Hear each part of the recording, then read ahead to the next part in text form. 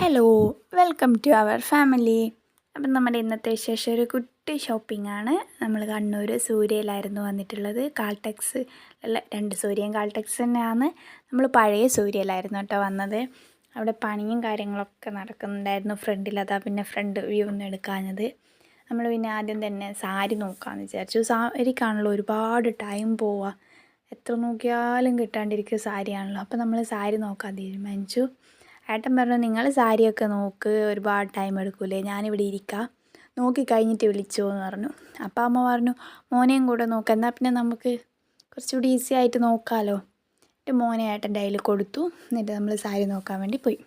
ചക്കര ഇഷ്ടപ്പെട്ട 1-2 എണ്ണമൊക്കെ ട്രൈ ചെയ്ത് നോക്കിയിട്ടുണ്ടായി. എന്നിട്ട് നമ്മൾ ഒരെണ്ണം ഫിക്സ് ചെയ്യുക ചെയ്തിട്ടുണ്ടായത്.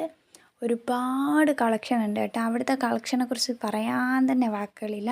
നല്ല നല്ല സാരി ആയിക്കോട്ടെ, ഡ്രസ്സ് എല്ലാം നല്ല നല്ല കളക്ഷനായിരുന്നു.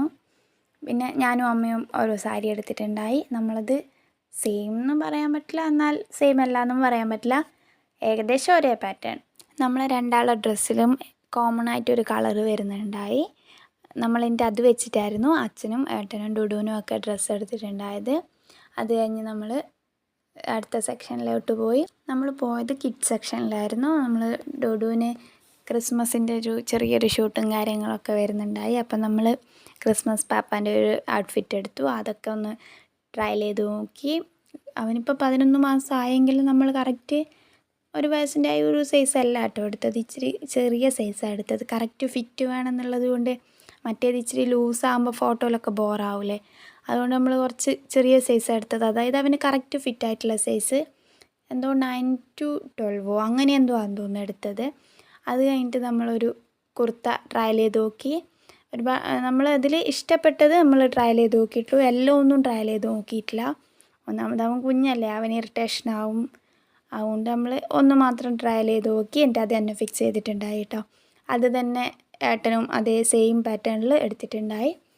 പിന്നെ അവൻ അവിടെ നിന്നൊരു കാർഡ്ബോർഡല്ല, ഒരു സ്പോഞ്ചിൻ്റെ പീസ്, ഒരു ഷർട്ടിൻ്റെ ഉള്ളിലൊക്കെ വരുന്ന അത് വെച്ചിട്ട് കളിക്കുന്നുണ്ട്. അതൊക്കെ വലിച്ച് കീറിയൊരു വഴിയാക്കി വെച്ചിട്ടുണ്ടായി.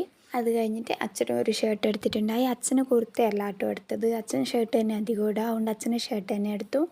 പിന്നെ എല്ലാവർക്കും മുണ്ടും എടുത്തു. അത് കഴിഞ്ഞ് നമ്മൾ ബില്ലൊക്കെ ചെയ്തിറങ്ങി. പിന്നെ നമ്മൾ പോയത് താഴെ ചൊവ്വയുള്ള സെക്യൂർ സെൻറ്ററിലായിരുന്നു കേട്ടോ. അത്യാവശ്യം നല്ല തിരക്കുണ്ടായിരുന്നു അവിടെ. പിന്നെ എടുത്ത് പറയേണ്ട കാര്യം എന്ന് വെച്ചാൽ അവിടുത്തെ പാർക്കിംഗ് തന്നെയായിരുന്നു കേട്ടോ. ഒരു രക്ഷയില്ല, അടിപൊളി പാർക്കിംഗ് ആയിരുന്നു. സാധാരണ നമ്മൾ ബിൽഡിങ്ങിൻ്റെ അടിയിലല്ലേ പാർക്കിംഗ് ഉണ്ടാവുക, ഇതും സെയിം തന്നെ, അടിയിൽ തന്നെയാണ് പാർക്കിംഗ്. പക്ഷേ അതിൻ്റെയും അടിയിലൊരു സെക്ഷൻ കൂടി, അടിപൊളിയായിരുന്നു കേട്ടോ. നമ്മൾ ആ അടിയിലുള്ള സെക്ഷനിലായിരുന്നു പാർക്ക് ചെയ്തിട്ടുണ്ടായത്. ലിഫ്റ്റിൻ്റെ അവിടെയൊക്കെ അത്യാവശ്യം നല്ല തിരക്കുണ്ടായി. നമ്മൾ കുറച്ച് സമയം വെയിറ്റ് ചെയ്തിട്ടായിരുന്നു പോയത്. ലിഫ്റ്റ് കയറി ഇറങ്ങിയ പാട് കണ്ടത് മസാജിങ്ങിൻ്റെ സംഭവങ്ങളൊക്കെ ആയിരുന്നു. ഏട്ടനത് കണ്ടപ്പോൾ തന്നെ പറഞ്ഞു, ഞാൻ മസാജൊക്കെ ചെയ്തിട്ട് വരാം എന്ന് പറഞ്ഞു. അവിടെ എന്തോ 5 മിനിറ്റ് 10 മിനിറ്റ് അങ്ങനെ എന്തൊക്കെയോ ആയിരുന്നു. അത് കഴിഞ്ഞ് അന്നേരം നമ്മളവിടെ വണ്ടി സംഭവം കണ്ടത്. അന്നേരം ചെറിയ പിള്ളേർ ഇങ്ങനെ പോകുന്നത്. അപ്പോൾ എനിക്ക് ഭയങ്കര ആഗ്രഹമായിരുന്നു ഡുഡുവിന് ഇങ്ങനത്തെ ഒരു വണ്ടി വേണം എന്നുള്ളത്.